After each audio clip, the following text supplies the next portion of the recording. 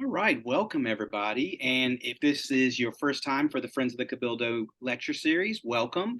If this not, welcome back. I hope you enjoyed our four-part series in August with Jacob Gautreaux on conservation in Louisiana and very early developers of conservation in Louisiana.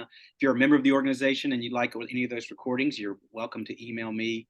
I'm sure everybody's got my email, so you're welcome to email me. I'm willing to send it out to her. If you didn't attend and you'd like to watch one, you can always purchase it as well. So I hope you take advantage of your membership, which gives you lectures for free. Let somebody in. We have two lectures this month. We have one next Tuesday at 6 p.m. as always. The Louisiana Dance Halls and Juke Joints with Jason Church. Jason is a chief technician with the NCPTT, which is a technology organization, and he's been tracking all of these the amazing history of dance halls and juke joints in Louisiana, which is kind of an unusual. It's common for people that probably know about juke joints and stuff in Mississippi, but it was a very strong culture, and so I hope you take advantage of that next Tuesday for free as well. Also, we have our film series starting tomorrow night at the Mint at the Jazz Museum, and we have The Roots of Fire, which is a Cajun story about Cajun music. And this was shown at the New Orleans Film Festival last year, and they have not put it back out. You can't find it anywhere online, so it's a really good opportunity to come out and see a film. Both of the filmmakers will be there, so I'll be doing a question and answer session with them afterwards. So I hope you take advantage of that as well. So that's another programming thing we have coming up. But tonight we're going to be talking about postcards, and Dr. Tyler Sonicson is going to be talking to us about a postcard tour of pre-New Orleans. And when he told me this idea, we actually weren't able to make the date work, but we kept in touch. And officially, this is our first official lecture of 2003 to 2024. So I got Tyler to be the first one this year, so because it didn't work out. So with that, I want to welcome Tyler and talk about this very interesting topic. So welcome, Tyler. Thank you so much for being here. Thank you very much, Jason. I'm very glad that we're finally able to meet, even though it's virtual. I appreciate your consideration in keeping me in mind and scheduling me to do this talk. I don't remember even how long ago that it was that I initially reached out to you, but I was most recently in New Orleans this past February, where I continued this project, which has been now a 10-year long project about retracing postcard sites from around the United States between postcards that were mailed between roughly 1932 until 1945. Specifically, the postcards that I'm going to be presenting, and I call it pre-war New Orleans because they were sent on three different trips, 1937, 1939, and 1941. This postcard in particular was mailed, I believe, in 1941 by a gentleman who went by the name Ben Irving. So I thought first what I would do is talk about who Ben Irving was, talk a little bit more about the nature of my research and how I got involved in this, and New Orleans' very important role in the work that I'm doing around postcards, and also explaining what my greater goals are. So right off the bat, sonicgeography.com is my website. It's a play on my last name, but also it is very relevant because a lot of the research that I got into geography doing was around music. And of course, there's so many great programs coming up that Jason mentioned that have to do with New Orleans music. And music does play a role in various ways to what I'll be talking about today. Also, if you use Instagram, you can follow this project at Postcards from Irving. Now, the first question, before we get into a little bit of postcard history and why postcards, I want to introduce you to Ben Irving. Who was Ben Irving? Well, Ben Irving was a lot of things. He was born in 1901 in New Jersey. He was a second-generation American Jew. His parents came over, I believe, from Belarus. That's my understanding. And he was born in New Jersey, but he actually moved to Hartford when he was very, very young. So he spent most of the first 3 decades of his life based in Hartford, Connecticut. And then in 1929, I believe, he moved to Brooklyn with his then 3-year-old daughter, my grandmother. And then he hit the road. But for most of the 1920s, he was operating as a very successful local band leader. He led the Ben Irving Orchestra, the Seagull Trio, and a number of other bands whose name was determined by where they played. His main instrument was the violin. He was a very talented MC. He told jokes, and this was during the last gasp of vaudeville, during the early rise of radio. So yes, that's the initial big reveal, is that Ben Irving was my great grandfather. So there is a family history piece here. I also want to mention that his two granddaughters are actually here tonight. They are in the Zoom room. So hello to my mom and hello to my Aunt Debbie. Thank you very much both for being here and all your support with these endeavors over the years. This is a photo that I've used a lot in my presentations about Irving's life and travels. The Seagull Trio, in particular, they were called that because they played weekly, I think Friday nights for a couple years at a seafood restaurant called the Seagull in Hartford. I think the building is completely gone now. It was raised probably in the 50s and 60s during Hartford's urban renewal and redevelopment. But this was a picture from the premiere of WTIC radio, which is still, I believe, the #1 rated news talk station in Connecticut. This was almost 100 years ago now that the radio station premiered, and they were one of the guest bands. And you can see by the fact that the microphone is the star of this picture. You see Irving there standing there with his fiddle. I still have that violin. I learned how to play the violin so I could play that violin. And it's been passed between my family. My cousin Jen had it for a little while, and now I have it. And I took some lessons. Not a very talented musician like he was, but I'm grateful that it's still in the family. And a couple of his bandmates here in the Seagull Trio inaugurating WTIC. So he was also in the 1920s in Hartford. During that time in his life, he and his bands, and this one was called the Lyceum Theater Orchestra because, surprise, surprise, they played at the Lyceum Theater, often as the accompaniment for silent movies, or as they were called at the time, movies. Uh, there were a number of industrial films that have been lost to history, that there's evidence in his scrapbooks that they accompanied these movies, that there's no evidence that they've survived the 1920s. So it's a really interesting piece of the historical record that his somewhat kind of underground, very independent DIY, before the term was very common, music career in his 20s traversed. Now, this is actually a plate that he would place in front of the projector to present the Ben Irving and his Lyceum Theater Orchestra presents, and they would use a marker and just write in whatever the title of the music program they were doing.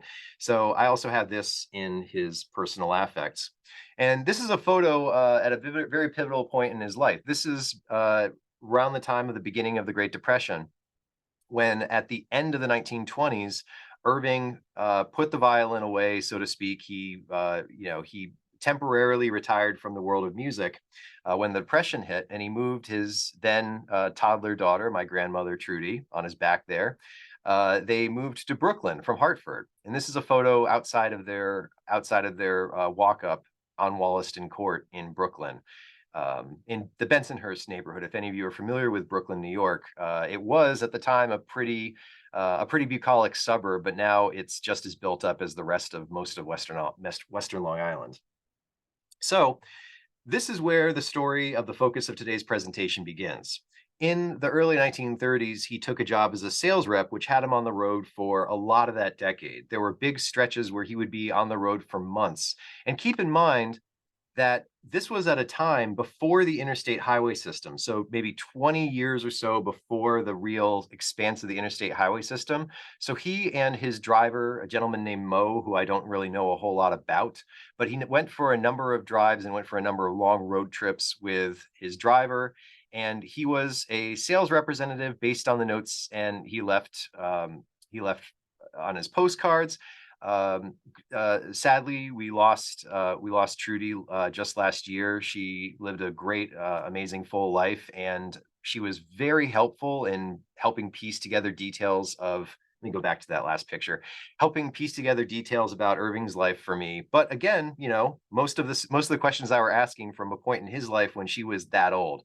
And how many of us remember details about our parents from when we were 3 or 4? I don't think I could tell you a single thing that my parents were doing outside of just, feeding us whatever we cried until we got for dinner. So we'll come back to that story in a second, because that's the story of the person who mailed all of these postcards. And that's one of the components that I think is very important to understand going into why postcards. let's talk a little bit about the history of postcards. Some people in the room, I'm sure many of you still use postcards. There's still a special postal rate, which is cheaper than sending a first class letter.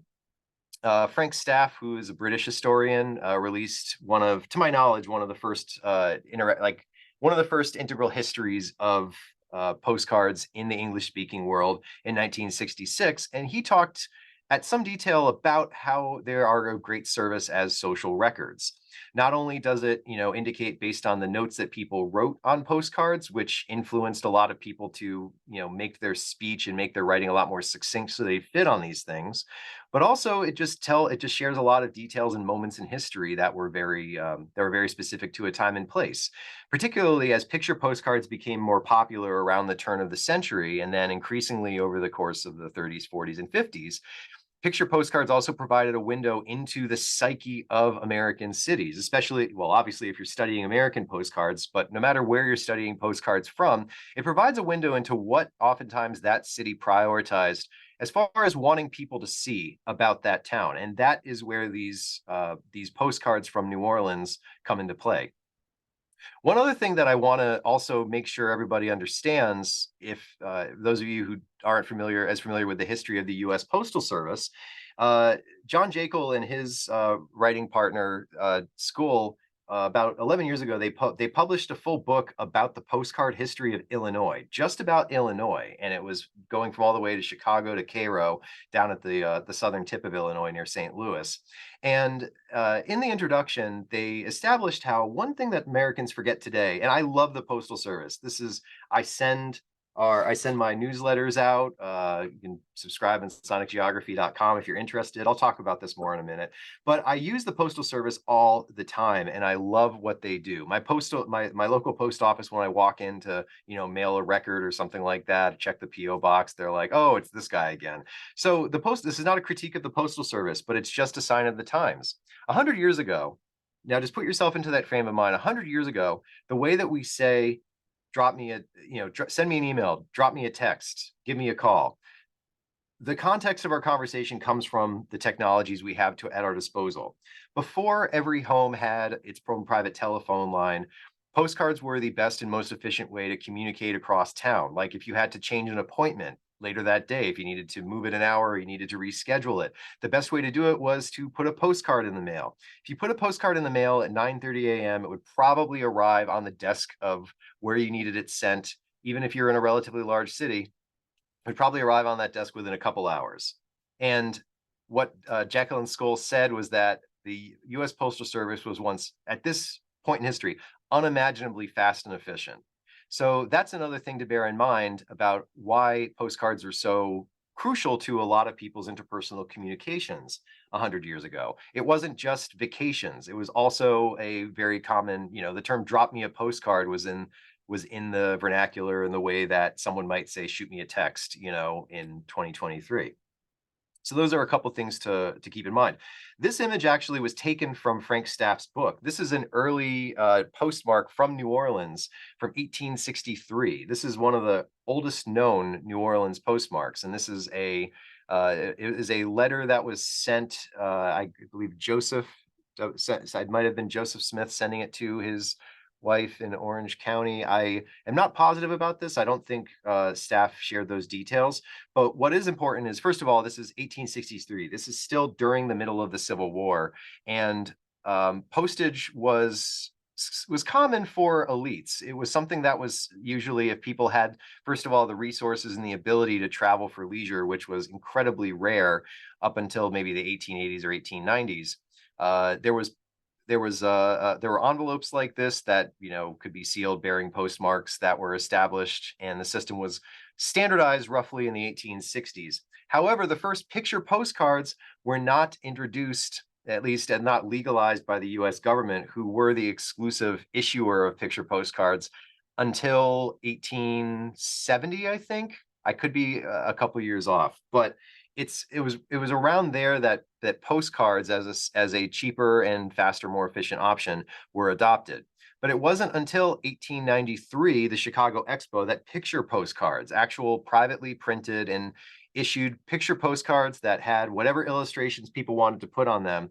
It was 1893 that the first massive swath of American picture postcards were issued for the Chicago Expo. And 5 years later, they were legalized across the board. So then, of course, there were a bunch of independent industries and printers that popped up that were issuing formal picture postcards, and they spread like wildfire right around the turn of the century. Another reason why postcards are so useful, this is the back of the postcard that I showed you at the beginning. I think I said 1941. 1941, February 2nd, 1941, down to the hour. We know that he probably dropped this in the mail sometime after dinner or before dinner, depending on what time he ate. February 2nd, 1941. So we know down to what day of the week that was. We can very easily look that up. And in some cases, we can also tell which postal service or postal district, depending on the size of the city, Irving was in when he dropped this off. In some cases, his postcards bore the image of the hotel he was staying at, but most of his postcards were just touristic images, views of the city that were geared towards people like my grandmother, who was, 100 years ago or so. It was very likely that someone born into a middle class, lower middle class position would probably never be able to go. So this actual postcard just has a generic, very very touching but still very general generic message to his wife, Henrietta, my great grandmother. But sometimes he would put details as to what his plans were. He would share, exhaustion from being on the road for so long. Remember, this is a pre-air conditioning era, and he's a guy from the Northeast who's traveling through the deep South. Even during the winter months, it can still be brutal. And I've been there. I was in New Orleans this past February, and it was actually fine, but there were a couple of moments where I was just, I was schwitzing, as the Yiddish speakers say. So the postcard itself, actually, I should have pulled this up a minute ago. Apologies, but this is the postcard and the postmark in more detail. Almost every single one of the postcards in Ben Irving's postcard collection, and this is over 1,000 postcards that he left to my grandmother. And then about 10 years ago, when I first started my my PhD at the University of Tennessee, she passed them down to me, and I went through and I exhaustively cataloged them. I made a giant spreadsheet that included the description of the front of the postcard, but most importantly, the time and date and whatever details I could ascertain from the postmark. So that was, in a sense, the genesis of the Ben Irving postcard project. At the time, I didn't know what I was going to do. All I knew is that I had a suitcase full of 1930s and 40s postcards from all over the country. When did it come into fruition, or when did my direction of trying to recreate these images start? It started in New Orleans, which is why I'm grateful I'm able to give this talk to the Friends of the Cabildo. I've always been fascinated by New Orleans, the city, it's the current state of the city's history. My first time traveling to New Orleans, I want to say, was in high school, sometime in the late 90s. But at that point, it was a big, giant group trip. It was very supervised.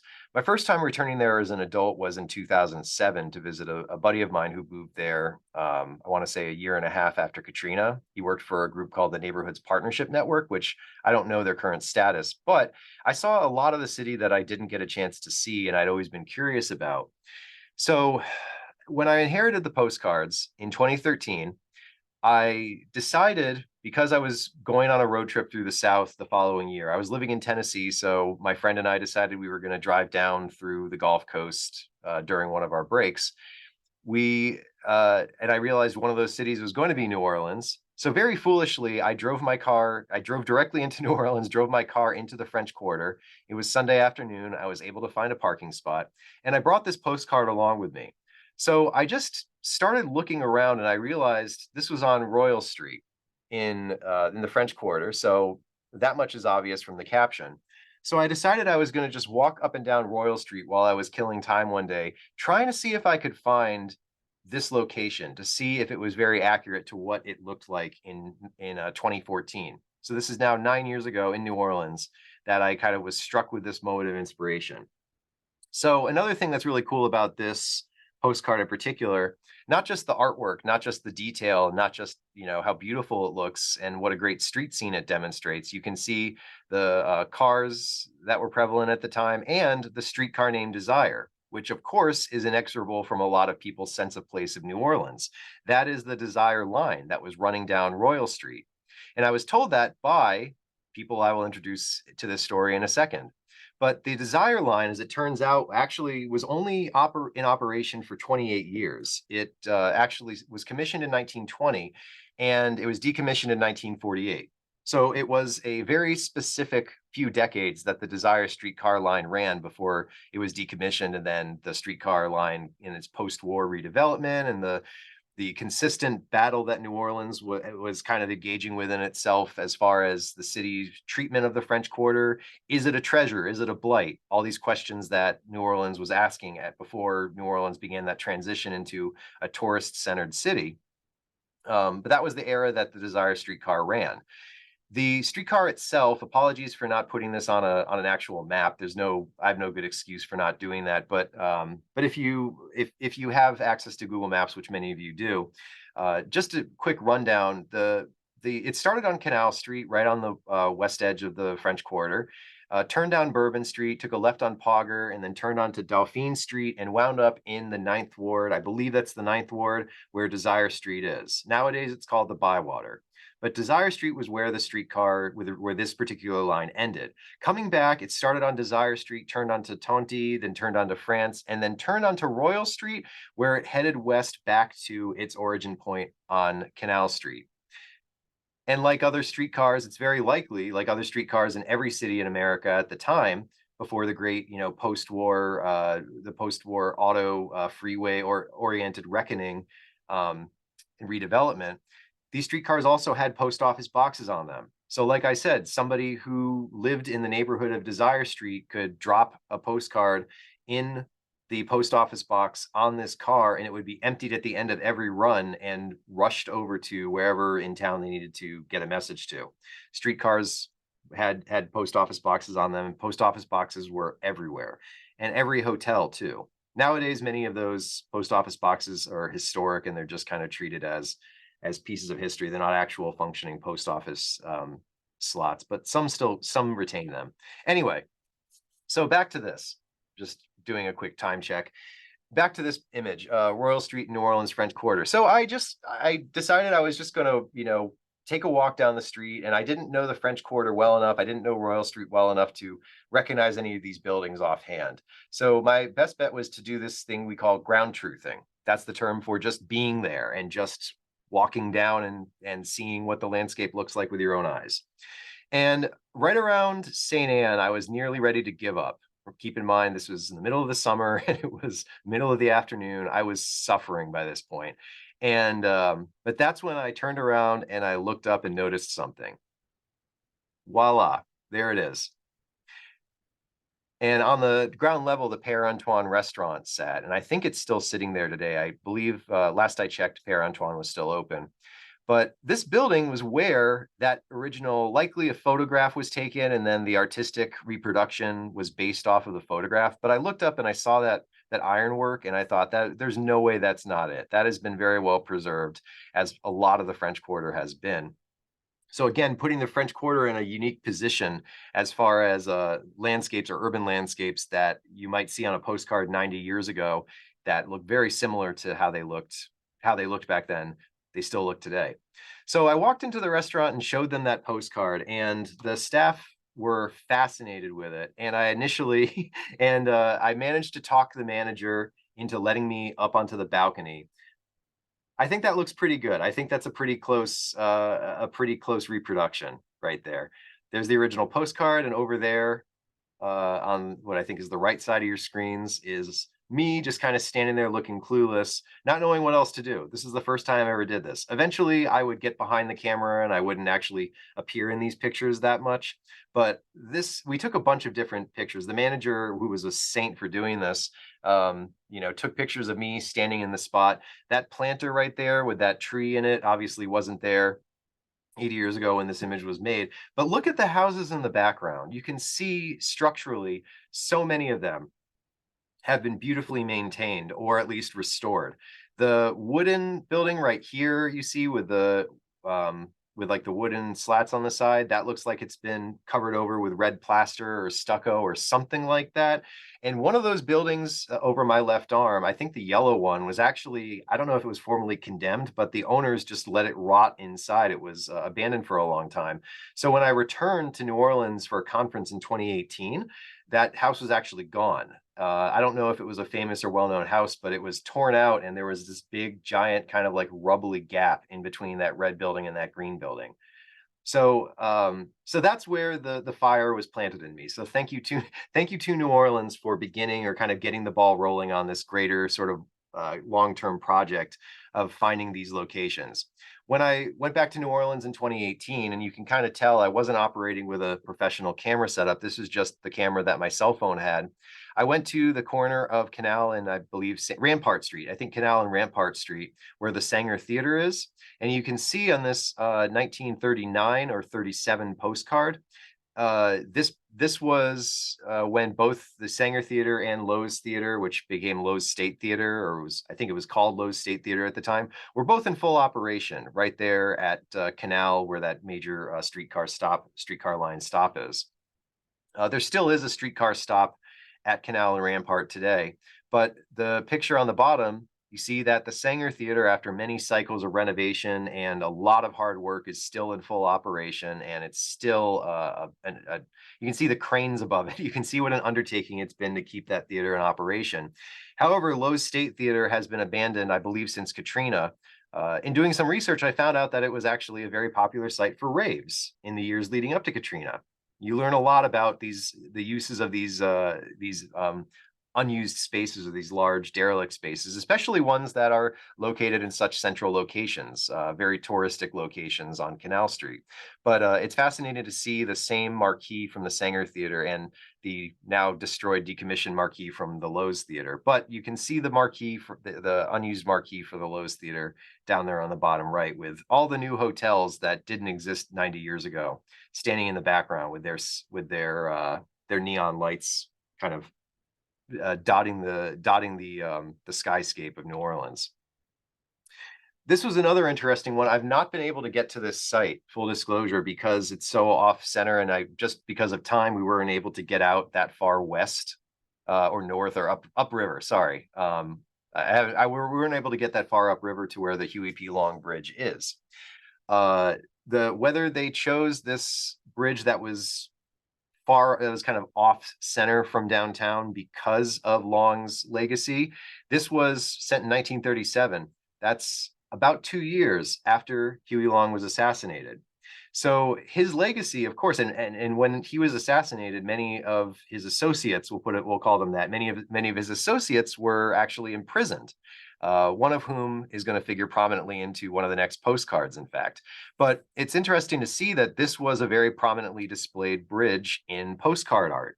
This displayed landmark emphasizing the legacy and the memorial to Huey P. Long as probably one of the most influential, if not the most influential figure in Louisiana political history, but right in the wake of his assassination.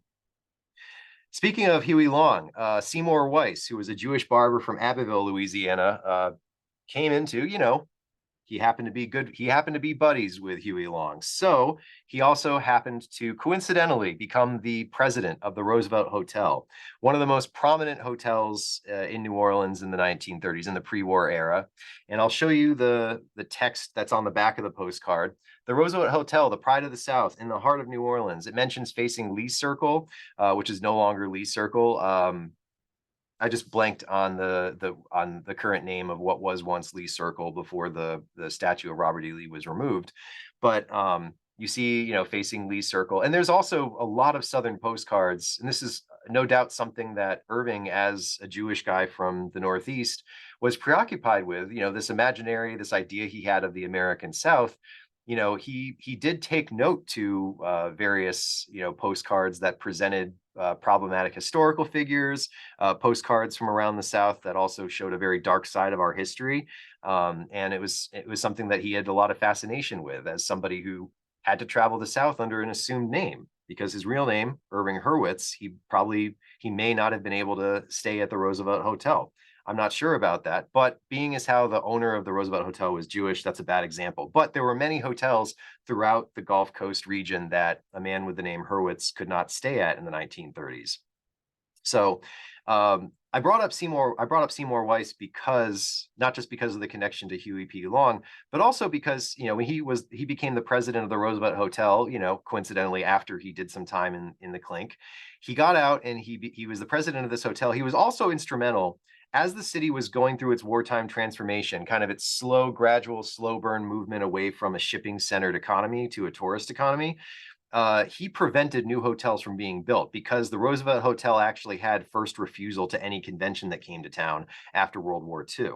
And the hotel still stands there today because of new construction and traffic patterns off of Canal Street. It's very hard to get a good picture of it, at least a recreation of the angle presented on the postcard. But this is the best that I could do. You can see the Roosevelt sign right there on the right.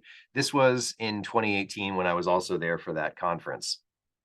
Now, a few more postcards that I'd like to share before I open up the floor to a Q&A and discussion.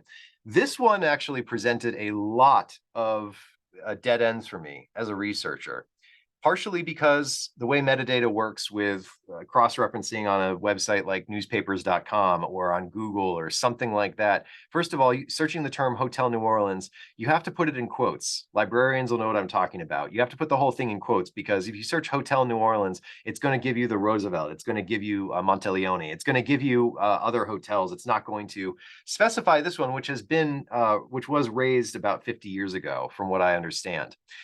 I didn't have a chance to actually go to the time constraints I had when I was in New Orleans last. I didn't have a chance to go to the archives at the public library downtown.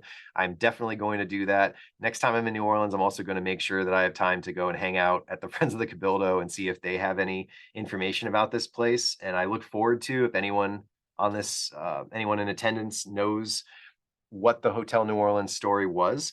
But based on the information that I was able to scrape together after doing all sorts of research, trying to figure out if there was a definitive address, of course, in their advertising, why would you include an address? This is 1935, 1930. This postcard was 1939, I believe.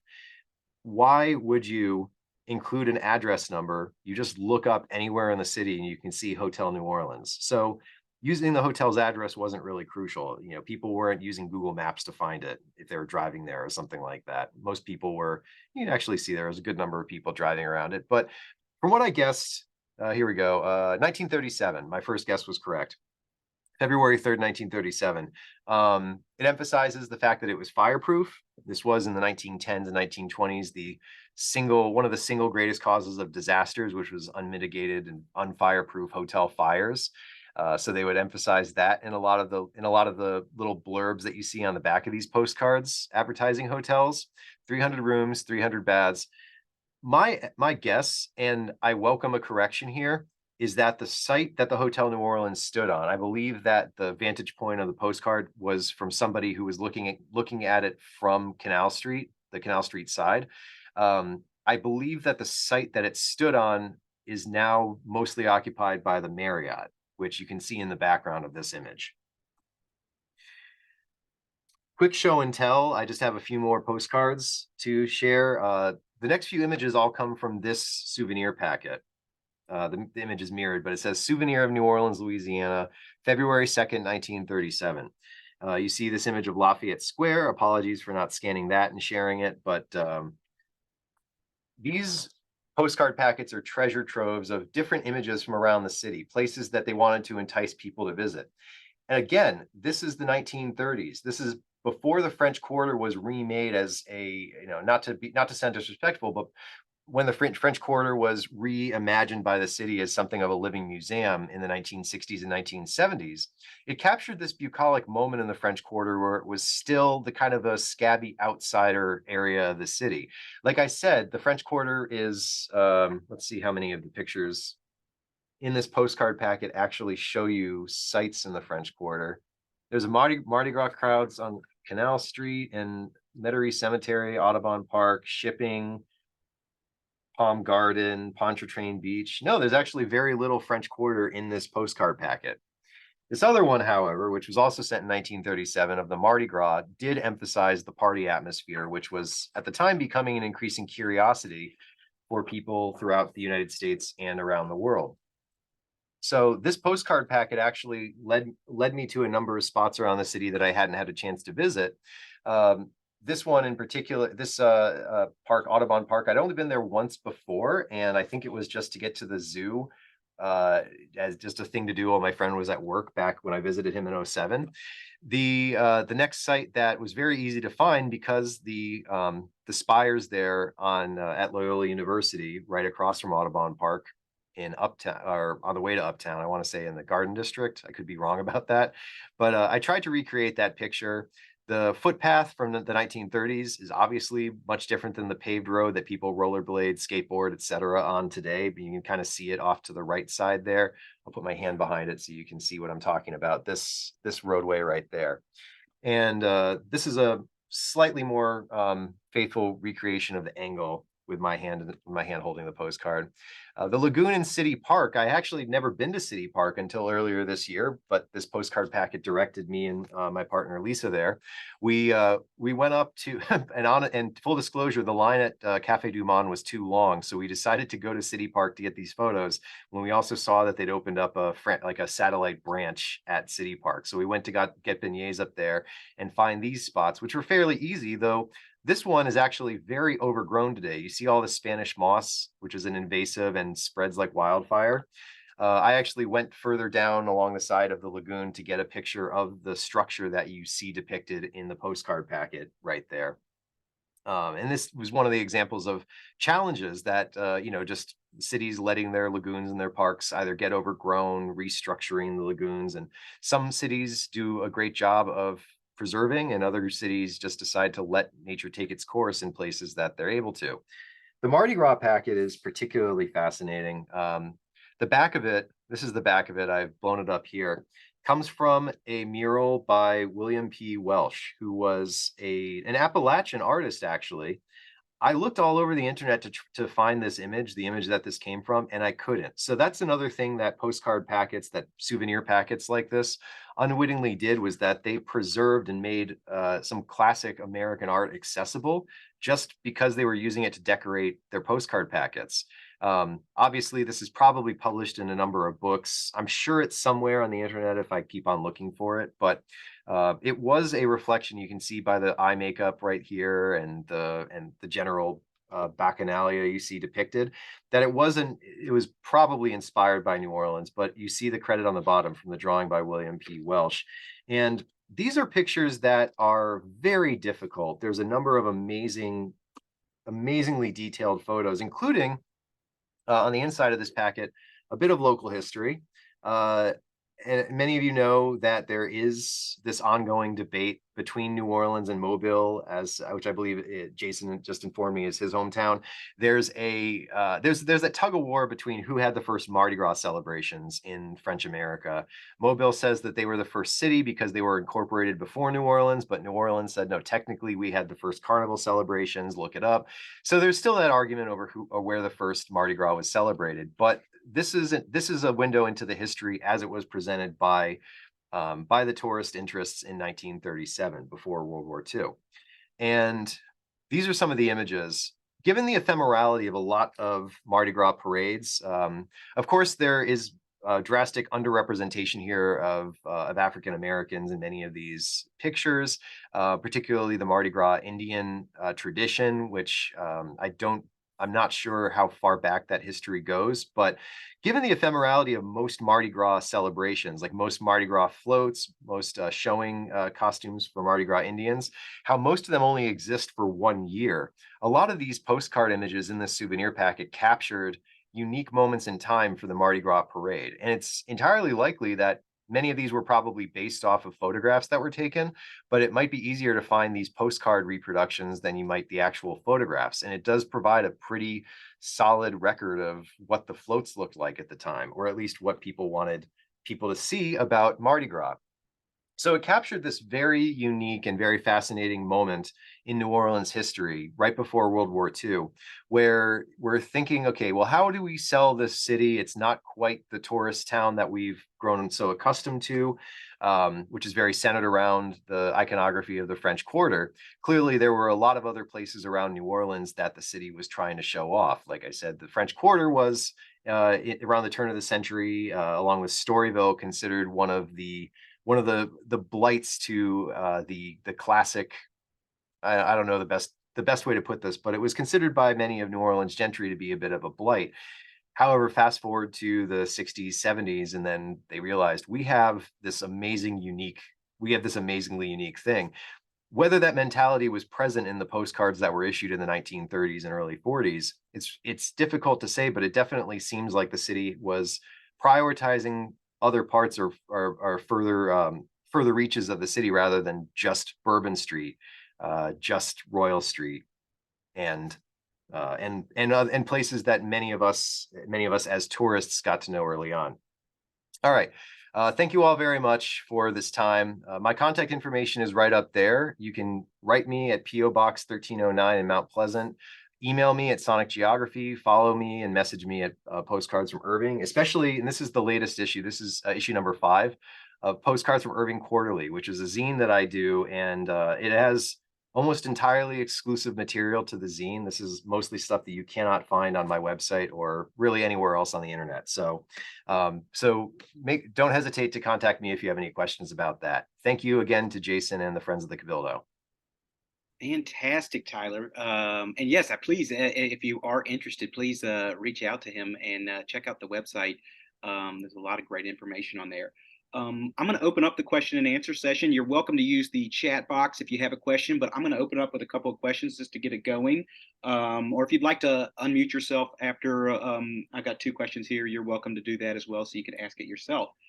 All right, Tyler, I want to go back a little bit to the postcards and your great grandfather, grandfather, Great grandfather. great grandfather, yeah, great grandfather. Did you When did you find out about this? I mean, collection per se of postcards, 1,000 postcards, and were they something that you knew about growing up, or did you just kind of like all of a sudden open a box and then you were like, what is this? Well, thank you for asking that, because one thing that I tell in my teaching, I encourage my students to not shy away from, they say the personal is political, and there's always something in your own family history that's worth sharing to tell a greater story or learn a greater truth about our history, our collective sense of place, that kind of thing. So but that being said, that's why for a long time I shied away from using this in my professional research, because I thought, oh, it's too personal. But I realized it's not really that personal, because a lot of people had someone in their family or some connection in their family to somebody who had stories like this. I was just very fortunate in that my great grandfather and my grandmother saved all of this, because he also wrote a lot of letters, and those didn't survive. My grandparents in West Hartford also had they were wintering down in Florida one year, and pipes burst in their house, and a lot of the stuff was damaged. Thankfully, I think most of it was salvageable because of where it was stored in the basement. So around that time, I don't remember how old I was, but I was probably still in high school, maybe in college. But I think my grandmother just never really talked about it. I think maybe she thought, oh, Tyler's too busy, watching The Simpsons and listening to the Ramones or whatever. He's not interested in all of this old stuff. And maybe at a time in my teenage life, it's possible that, I don't know if it's similar for you as someone who works very intimately with history. If it was similar for you, where there was a point where you realized, oh, I've been interested in this stuff, I just didn't realize it. You kind of grow into it. So I don't remember the exact time that she informed me. My mom, who is in the room, might be able to recall that, but it was around the time that I was doing my master's at Long Beach State in California, and then I moved to Tennessee. My grandfather Irving's son-in-law passed away in 2010, so that might have been the catalyst. Yeah, thanks, mom. Uh, that may have been the catalyst for it because I think my grandmother was a bit younger than him, so she still had now like a decade plus before she passed away, but she was starting to make plans. Like, obviously your spouse of 50 plus years passes, you start to think, okay, well, I need to make sure that my family is going to safeguard or someone's going to safeguard this stuff. So to answer your question, that's what I remember from it. And it was right around 2013 that I took his original suitcase that he traveled with, packed full of those postcards, and not really knowing what else to do with it, I just kind of impulsively went through and cataloged the whole thing. And this just grew out of that. And how much does New Orleans make up of that collection? The total number of I think I have the souvenir packets that I have. There might be one souvenir packet I didn't bring that's for Louisiana writ large, and it might have been sent from Baton Rouge or it might have been sent from Shreveport. There's I think there's might be one or two postcards that I didn't include as digital surrogates here. If anyone's interested in seeing those, I'd be happy to share them. Just get in touch with me. But most of the New Orleans postcards I've focused on here. There are also some other Gulf Coast postcards that I've recreated images of. Some in Mobile, some in like Beanville Square in Mobile is one that I did pretty early on. A number of them in Florida because that's where he and my great grandmother retired to in 1968, 1969. So, but it was funny seeing those postcards he sent from Florida, pre-Disney, before the hyper constriction of all the state's natural resources in the post-war era, seeing the window into pre-Disney Florida tourism that these postcards presented. And I realized I was thinking about that a lot because I'm looking at pre-French Quarter as we know it today, New Orleans tourism. We're looking at New Orleans tourism where there was this ideological tug of war between, is the French Quarter something we want to show off? The 1940s was when there was that massive explosion of pubs and bars and go-go joints on Bourbon Street, like, following World War II. So this also captured that moment where the French Quarter was actually I used the term earlier, bucolic. Like the French Quarter was pretty quiet. And a lot of the old houses were still there, but they were falling apart. And so I think the city was not really foregrounding it. It wasn't like come and party on Bourbon Street. It was, hey, come and see this beautiful park. Come and look at our amazing, banana importing site or something like that. Um, and another. Oh, I know a lot of architects I've noticed in I've talked to New Orleans architects about this before, but I just want a general question: have people come to you and looked at your postcards from anywhere in the world they might have gotten them, or where in the U.S. where they've gotten them from, and use those for research of information that they're looking for? And I use architects because I know an architect who goes and finds them online when they want to go find something, and then obviously in the French Quarter you have the VCC, and so they might say, oh, you can't put a veranda on a building because there was never a veranda on the building, and then he might find a postcard from like 1936 with a veranda on the building. Have you ever had something like that happen to you with any of the postcards, not just New Orleans? Well, first I want to give a shout out to Andy Klein who just posted about that yellow house that collapsed about 10 years ago. Thank you for correcting my point. I knew that my dates and my timeline around that house was a little bit fuzzy, but it was just such a surprise to go back a few years after 2014 when the house was still standing for that recreation photo and see that big gap in between those two houses there on Royal Street. One example that comes to mind, there have been a couple, hopefully by doing talks like this and getting the word out there that this archive exists, that there are more historians that get in touch with me, and even if I can't necessarily help directly, there might be other people I've met that I can connect them to. The one example that I think about was in one of the postcards that, during in 1936, I believe it was one of the first times that Irving went to Florida, and he visited Tampa and St. Petersburg on one of his trips. And one of the postcards he mailed from St. Petersburg, which I still have, shows off the green benches. The green benches aren't there anymore, but they were this was before like the big explosion of retirement living in Florida. It was still the 30s, like, the massive crazy land speculation land grab ended in 1926. So 10 years later, there were a number of older people that were kind of moving down there and migrating down there. And one of the big sites, or one of the things that St. Petersburg showed off, was these iconic green benches that sat outside of City Hall. And you see on the image a bunch of elderly people sitting on them, just chatting. So it was showing off what my advisor at Tennessee referred to. This is where he put this germ in my brain of pre-Disney Florida tourism, where they're trying to negotiate. Okay, well, what do we show off about Florida? The big thing was, of course, its natural beauty. You know, I'll bite my tongue about what they've done to Florida, but but then, now after 1960, 71, after 71, it was all Disney, Disney, Disney theme parks, the villages, etc., retirement theme parks. But the green benches, I'm sorry to be going on and on about that context, but I got an email from someone who worked for a brewery called Green Bench Brewing, and he was just doing an internet search. I forget his name now, but he was one of the founders of Green Bench Brewing.